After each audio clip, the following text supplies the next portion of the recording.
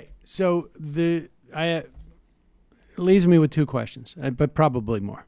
One is, do they so they're stuck in a specific mindset, right? That is that the Democrats have been trapped in. I mean, back when people were really debating whether we could call ourselves liberal or progressive, right? And nobody was identifying as a democratic socialist, where Bernie would. The most media Bernie would get would be coming on Air America, frankly, and maybe occasionally Democracy Now.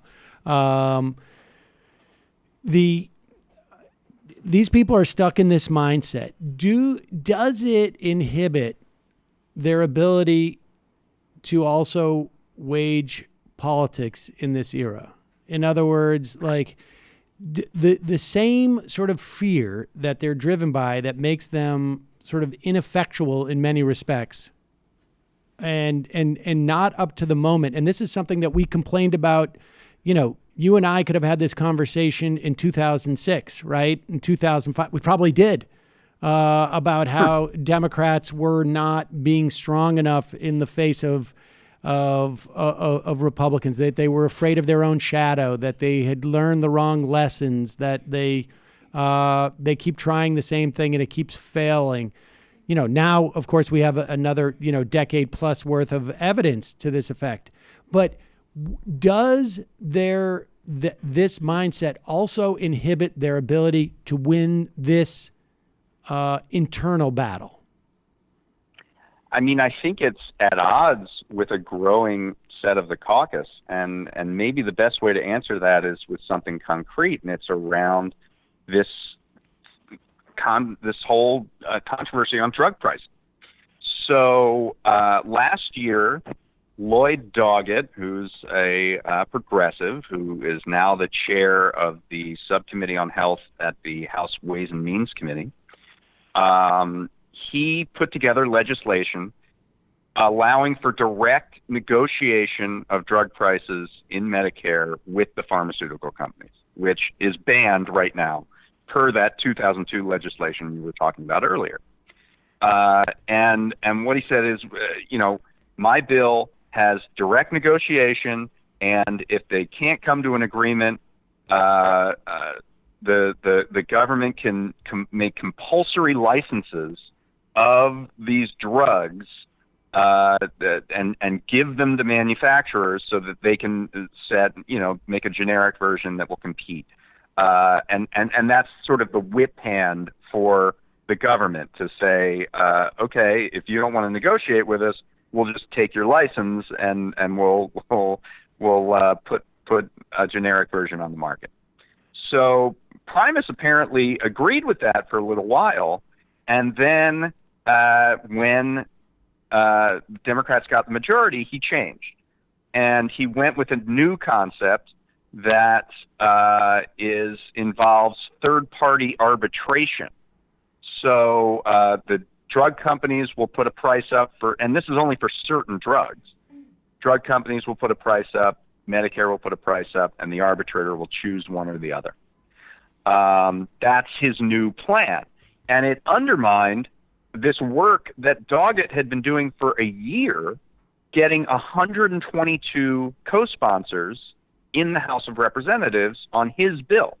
So now there's this open warfare between a process that has gone through for a year with outside groups and people within the Progressive Caucus and among House Democrats, and Wendell Primus, who kind of big-footed in and said, no, what we want to do is this arbitration, and I'm going to work directly with the Trump administration to try to find a bill that they would support. So, I mean, right there you see sort of how this affects policy and how this in some ways inhibits policy, because now you have this huge fight within the caucus on something that both parties have said they want to do, which is lower drug prices. I have another follow-up piece to that coming out very shortly that I think I won't scoop myself on. But there are other implications of this that involve stakeholder industries, and how Democrats are aligning. The Primus Pelosi faction is aligning with stakeholders in this fight. So that's about all I can say on that. Well, where does the surely the leadership of the Democrats in the House must realize that they won on health care, right? And that they're going to need an issue going into 2020. And are they just thinking that like it'll be enough to say we're going to marginally help Obamacare get better? I mean, is that going to be the pitch? I mean, that like, is we're going to what nibble around the edges. Like, if you need somebody to nibble around the edges of Obamacare, we're your party. This is what they're pushing. I mean, they're saying the legislation they rolled out earlier this year is for marginal improvements to the ACA. On this drug pricing thing, they want a solution that pharmaceutical companies and lobbyists appear to be more comfortable with, this arbitration idea, rather than compulsory licensing. On everything on health policy, which, as you correctly suggest, is what one Democrat stacked the House, they have sought the incremental option over the wider range. It's the marginally better deal. That's what we're going to offer them, the marginally better deal. Right, the marginally better deal. And, maybe 10 years ago that actually, that's kind of what the ACA was, right? So it kind of made sense because it was the center of gravity in the House was closer to that idea. But it's a new generation. And there just aren't, there are a lot of House Democrats that just aren't on board with this go along to get along approach. Okay. So I want a really clear-eyed vision of how much of this is a new generation, how much of it is pre-existing members of Congress who are more to the left, but a certain sort of subset of new Democrats are just, they're dispositionally, maybe they're ideologically similar, maybe to a little bit to the left, but they're dispositionally much more aggressive and much more convinced, much more bold, I guess, really, for lack of a better term. And so how much of that, like, give me a sense of what the dynamic is there, right? Because, a guy like Pocan has been in there for a while, right? And guys like Jim McGovern have been in there for a while. But it's unclear to me, like, where a guy like Jim McGovern, who is saying, like, don't worry about the pay-go as much because it's just, it's just to provide cover. We can always get a waiver. Like, he's clearly, I think his politics are in the right place, but I wonder if his sort of like disposition, for lack of a better term, is in the right place.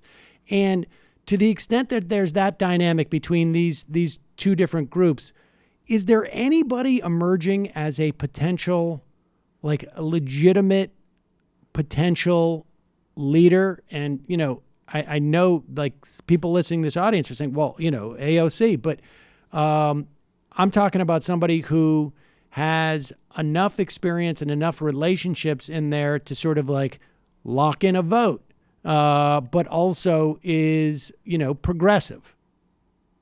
Well, I mean, first of all, Mark Pocan has only been in the House since 2013. So not super long. And the same goes for Pramila Jayapal, right? And who I think is 2016 maybe is when she got elected. And those two this year became the co-chairs of the Progressive Caucus. And a lot of this reflects that changeover. So prior to this, Keith Ellison was head of the Progressive Caucus. Raul Grijalva had a leadership position there. Lynn Woolsey, even going further back, had a leadership position. And I don't think I'm speaking too out of turn here by saying that the old guard of the Progressive Caucus wasn't didn't have a terribly strategic mindset in terms of trying to advance their interests. They weren't as aggressive with leadership. They weren't as aggressive with their own members. I mean, Right. Even to this day, there are members of the Progressive Caucus who are also in the New Democrat coalition, which is kind of crazy. But Pocan and Jayapal have taken a somewhat harder line. You saw this last week when Democrats tried to pass a budget resolution that would have given more money to defense spending than domestic spending. And progressives, led by Pocan and Jayapal, said, no, we want parity between those two buckets of spending, and we're going to block this bill on the floor if you bring it up. And ultimately, they had to scuttle that vote, because if they would have put parity on the floor, then New Democrats probably would have blocked a bill on the floor. So the larger point is that there is a divide in the party. There are two almost equally robust factions, the New Democrats and the Progressive Caucus, who are at odds on. They have sincere disagreements on policy. And can you quantify that? Like, how many are we talking about in terms of like actual numbers?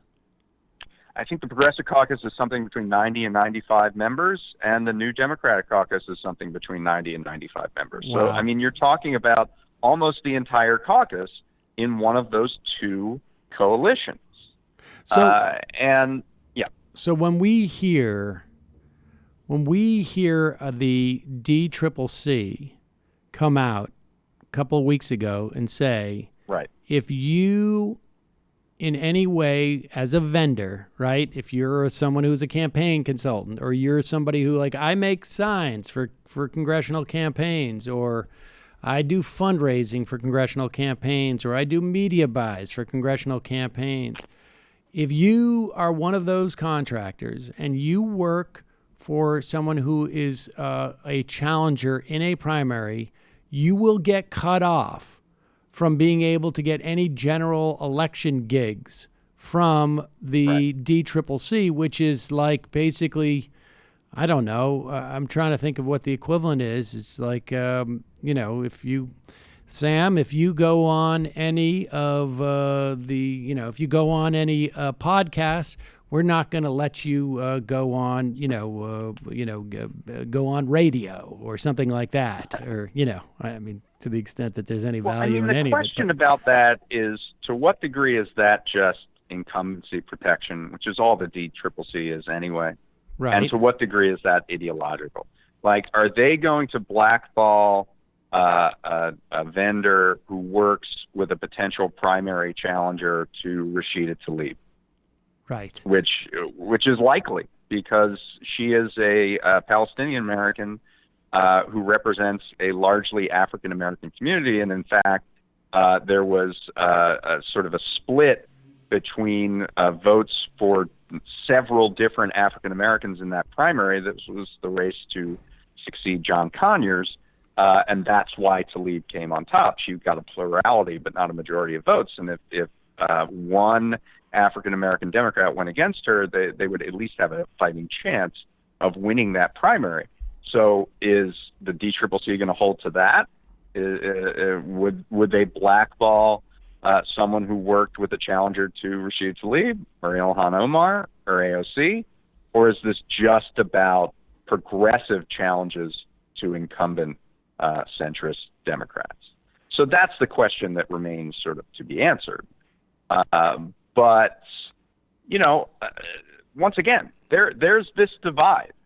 And leadership is clearly on the side of the more centrist faction of that divide. And it's led by Wendell Primus, who has this sort of reputation as a liberal lion, but it comes out of a very narrow worldview of what it means to be a liberal.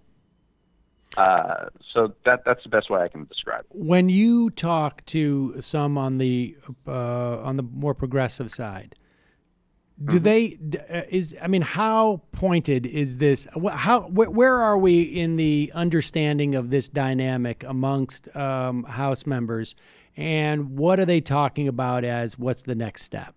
I mean, is there, because you're telling me that this leadership is a little bit more strategic, so they must have assessed this problem, and their plan is to do X, Y, and Z over how long? Well, I mean, it starts with the fact that I'm able to get quotes on the record about a staffer to Nancy Pelosi. I mean, the unprecedented nature of that should be understood by everybody. I mean, Mark DeSaulnier, who's a member of the Progressive Caucus, representative out here in California, said on the record, there are some people on staffs who start to think that they have to protect democracy from elected officials. I mean, that's a pretty stark statement that he was making about the role of these member staffers who sort of get too big for their britches. So I think being open about this controversy is a first step, to say that there's a debate here, there's a divide here. There are people who are frustrating progress, and here's who they are. That's a first step. Now, obviously, Pelosi is, which people somewhat, I think, don't remember. Pelosi is term limited now. She cannot seek another term beyond, I believe, 2022 as Speaker of the House. So obviously there's going to be a lot of factional fighting over who will succeed Nancy Pelosi, but certainly that can be an area where this divide can be managed in some way. I know that there's this thought that Hakeem Jeffries is being groomed to be the next Speaker of the House because he took the position that Joe Crowley had before AOC defeated him. I believe that someone like a Jayapal or a Pocan has designs on perhaps becoming Speaker and using their support within the Progressive Caucus to do that.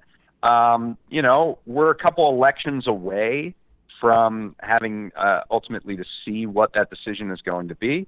But what happens in 2020 on the presidential side, who is the leader acknowledged of the party by the vote of the people, is going to play a role in that.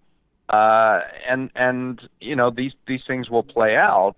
But the fact that this is so out in the open is a departure from, I think, the strategy of previous years.